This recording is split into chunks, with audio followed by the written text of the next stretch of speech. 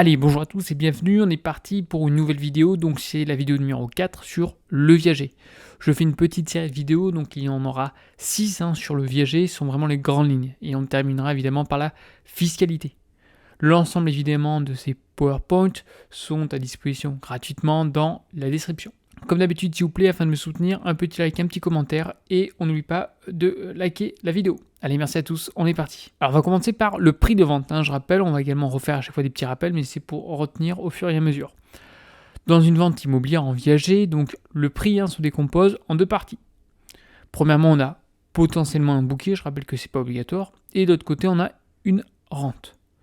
Le bouquet est initialement justement versé lors de la signature aujourd'hui de l'acte de vente, suivi évidemment d'une rente viagère versée donc au vendeur, donc c'est le crédit rentier, tout au long de sa vie. La rente viagère est un élément qui est donc crucial du contrat et qui est déterminé évidemment librement entre les parties, mais influencé par divers facteurs. On verra ça au cours de la vidéo. Le contrat prend fin dès lors aujourd'hui que le bénéficiaire de la rente décède.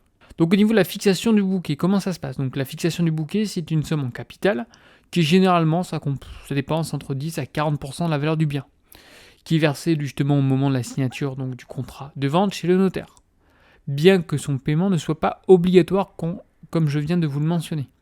Le bouquet, c'est pas toujours une obligation. Alors c'est vrai que ça rassure aujourd'hui notamment les crédits rentiers, c'est-à-dire qu'ils vont toucher tout de suite du cash grosso modo rapidement, et derrière ils ont les rentes. Mais c'est bien de trouver un juste milieu, parce que s'il n'y a pas de bouquet, les rentes vont être plus élevées. On continue sur la fixation du bouquet, donc le montant du bouquet n'est pas réglementé officiellement. Il dépend de la décision du vendeur, évidemment, mais aussi de côté de l'acquéreur, donc du crédit rentier pour le vendeur et débit rentier pour l'acquéreur. En outre, l'âge du vendeur influe sur la fixation du bouquet, avec une tendance à une augmentation lorsque le vendeur est plus âgé. En effet, lorsqu'on a un certain âge, on va chercher tout de suite la sécurité. Donc si on peut prendre un petit bouquet, prendre le cash directement sans attendre les rentes, parce qu'on ne sait pas de quoi est fait demain, ça intéresse bon nombre de personnes. Réduisant ainsi la période de versement de la rente proportionnellement. Maintenant, on va passer à la rente. Donc maintenant, on va passer aux rentes. Donc la rente viagère est une composante qui est aléatoire du prix, évidemment. Pourquoi ? Parce que ça se termine à partir du décès aujourd'hui de la personne en question. Elle est déterminée comment ? Après avoir établi donc le bouquet, comme on l'a vu juste avant. Elle représente donc les paiements périodiques que l'acheteur s'engage à verser au vendeur. C'est-à-dire, donc là, c'est le crédit rentier. C'est le crédit rentier qui va les percevoir, pas le débit rentier, tout au long de sa vie. Donc là, il y a une petite faute, je reprends. Le vendeur, c'est le crédit rentier. L'acheteur, c'est le débit rentier. Ces paiements sont également appelés donc les arriages et sont combinés évidemment au bouquet. C'est-à-dire qu'il y a une balance entre le bouquet d'un côté et évidemment de l'autre côté, on a les rentes. Et les deux, aujourd'hui, doivent refléter la valeur réelle de la propriété, donc du bien, de la valeur vénale. Le montant de la rente est négocié donc librement par les parties, mais finalement, elle doit évidemment correspondre à la valeur réelle de l'immeuble. Alors, petit aparté, généralement aujourd'hui le viager, alors c'est qu'il y a une partie aléatoire. Si on prend aujourd'hui un certain nombre d'effectifs, notamment sur le viager, on se rend compte que finalement, au viager, on va payer, le juste prix. Alors, ça va varier évidemment, s'il y a certaines personnes, le crédit rentier va s'éteindre en amont. Pour d'autres, ça va être un peu plus tard. Mais si on fait la moyenne, ça correspond à la valeur vénale du bien. Maintenant, on va passer au calcul de la rente viagère. Donc, je reprends, la rente viagère est un paiement périodique qui peut être donc mensuel ou trimestriel. Ça va dépendre du contrat de vente. Elle s'arrête au décès de la personne ou des personnes, donc vous allez voir, sur laquelle elle est basée. Donc généralement, c'est le vendeur du bien, mais ça peut être une personne tierce. Son montant est déterminé donc librement par les parties, comme je viens de vous le mentionner, et il y a un calcul complexe. Alors, aujourd'hui, il y a des logiciels qui existent pour ça, mais voilà, ça reste un peu complexe. C'est pas forcément qu'une addition. Pourquoi ? Parce qu'en fait, il y a plusieurs facteurs qui vont être pris en compte. Premièrement, c'est la valeur du bien, ce qui semble également logique. La présence d'un bouquet ou non.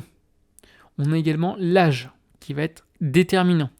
Le sexe du vendeur. Pourquoi ? Parce qu'en fonction du sexe du vendeur, l'espérance de vie est différente. Mesdames, vous vivez plus longtemps. Messieurs, malheureusement, on s'éteint avant. Je dis bien généralement. On a également donc la réversibilité qui est possible, c'est-à-dire que si une personne décède, on va continuer à payer la rente pour la personne qui est survivante. L'existence des droits d'usage et d'habitation, ça je vous renvoie à ma vidéo, et également le taux de rendement du bien.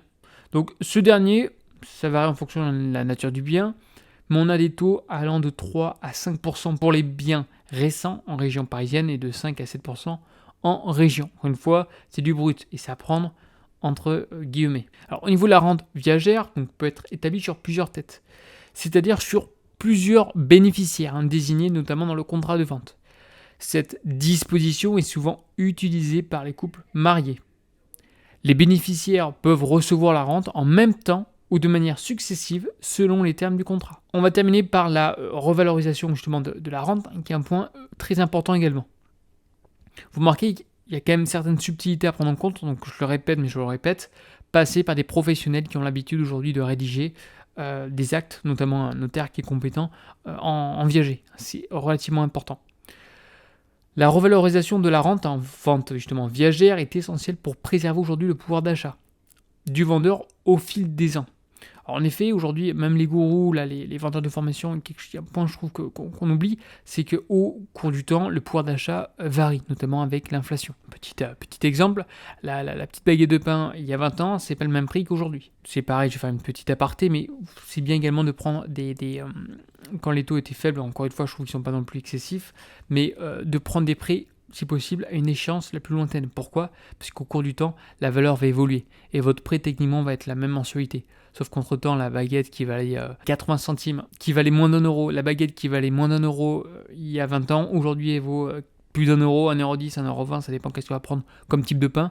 Mais en tout cas, votre prix, généralement, pour le renégocier. Donc c'est bien de prendre vraiment sur du long terme. N'oubliez pas que l'inflation a un rôle important. Donc je reprends, excusez-moi pour la petite aparté.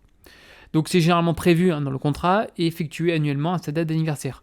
Grosso modo, voilà, c'est comme un bail. On va avoir une certaine indexation. Donc cette indexation garantit également la pérennité justement du caractère aléatoire du contrat. En l'absence d'une clause d'indexation contractuelle, une majoration légale forfaitaire peut être aujourd'hui appliquée pour ajuster la rente. Mais n'oubliez pas l'indexation. Allez, la vidéo touche à sa fin. Je vous remercie d'avoir regardé cette vidéo. N'hésitez pas, je vous dis, à liker et à vous abonner. Si vous avez des questions dans les commentaires, j'y répondrai avec plaisir. Et sur ce, je vous souhaite une agréable journée. Allez, bye bye.